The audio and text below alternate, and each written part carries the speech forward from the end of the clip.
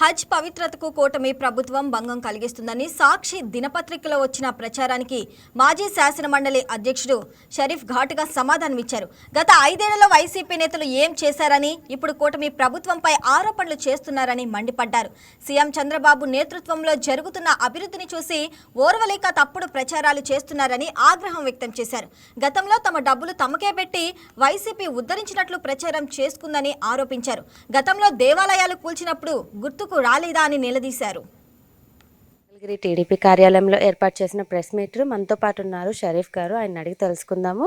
ఎందుకంటే ఈ హజ్ కమిటీ మీద సాక్షి అసత్య ప్రచారాలు చేస్తున్నారు అంటున్నారు. ఎలాంటి ప్రచారం చేస్తుందని అడిగి తెలుసుకుందాం.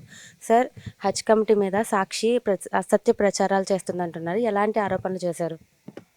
ఏదైతే హజ్ కమిటీ ఉందో హజ్ యాత్రికుల సౌలభ్యం కోసం ఏర్పాటు చేసిన కమిటీలో ఒక చిన్న పొరపాటు జరిగింది. ఏదైతే ధార్మిక పండితుల్ని వేయాల్సిన కోటాలో అది వేరే రకంగా జరిగింది.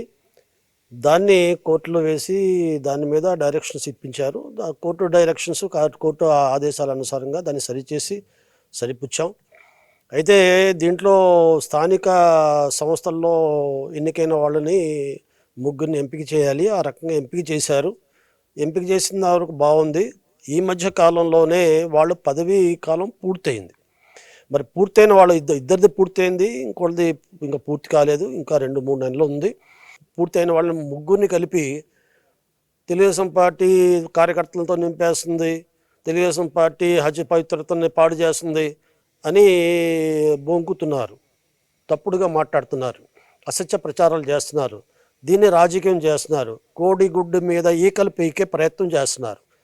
ఇప్పుడు వాళ్ళు అర్హత కొద్దీ ఎంపికైన స్థానిక సంస్థలు ఎంపికైన వారిని మెంబర్లుగా చేశారు.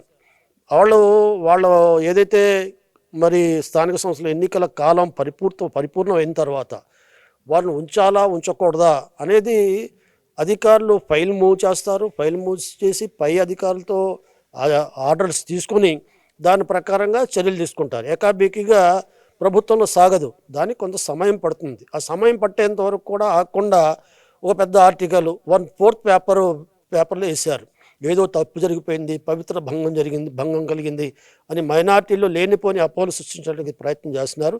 ఇది సరైనది కాదు. ఏదైనా తప్పు ఉంటే సరిదిద్దుకుంటాం. తప్పు లేకుండానే తప్పు జరిగిందని చెప్తే ఉపేక్షించే ప్రయత్నం లేదు. అసలు మైనార్టీల గురించి పట్టించుకొని మీరు మైనార్టీల యొక్క మనోభావాలను తెలుసుకోకుండా 5 సంవత్సరాలు గుడ్డిగా పరిపాలన చేసిన వాళ్ళు మీరు, హజ్ హౌస్ను కట్టకుండా నిర్లక్ష్యం చేసింది మీరు.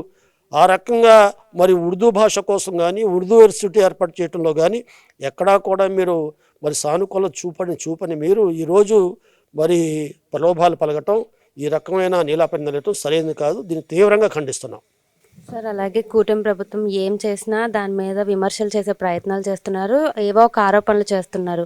గత ప్రభుత్వానికి ఈ ప్రభుత్వానికి హజ్ కమిటీకి ఎలాంటి మార్పులు వచ్చినాయి? అంటే గత ప్రభుత్వానికి నిధులు కేటాయింపులోనే మార్పు. ఆనాడు చంద్రబాబు నాయుడు గారు ప్రతి సంవత్సరం 15 కోట్లు ఇచ్చేవాడు. 3 కోట్లు హజ్ యాత్రల సౌలభ్యం కోసం, తర్వాత హజ్ కమిటీలో పనిచేస్తున్న ఉద్యోగస్తుల జీతాల కోసం, 12 కోట్లు హజ్ హౌస్ నిర్మించుకోవటానికి కోసం, కడపలో హజ్ హౌస్ నిర్మించడం కోసం, అదే రకంగా విజయవాడలో హజ్ హౌస్ నిర్మించడం కోసం. ఆ రకంగా 5 సంవత్సరాల్లో సంవత్సరానికి 15 కోట్లు మేము ఇచ్చాం. ఈయనేమో 5 సంవత్సరాలు పెద్దగా మాట్లాడుతున్నారు. వాళ్ళు ఇచ్చిందంత సంవత్సరానికి 90 లక్షలు ఇచ్చారు. ఆనాటి ప్రభుత్వం 15 కోట్లు ఇస్తే వీళ్ళు 90 లక్షలు ఇచ్చారు. మేము గొప్పగా చేసాం, మేమేదో పవిత్రతను కాపాడేసామని ఈరోజు మరి అసత్య ప్రచారాలు చేసే వీళ్ళు ఏమాత్రం కూడా వీళ్ళు హజ్ పవిత్రత గురించి కానీ, హజ్ హౌస్ నిర్వహణ విషయంలో కానీ మాట్లాడే నైతిక హక్కులు వీళ్ళకి లేదు. సో చూశారు కదా, ఈ గత ప్రభుత్వంలో ఎలాంటి మార్పులు చేయకపోయినా క్రెడిట్ అంతా చోరీ చేసే ప్రయత్నం చేస్తున్నారు. అలాగే ఎలాంటి అసత్య ఆరోపణలు చేసినా ఊరుకునేది లేదని కూడా ఈ షరీఫ్ గారు అయితే చెప్తున్నారు. వీడియో జర్నలిస్ట్ విశ్వతో హారిక, వైకే న్యూస్, విజయవాడ.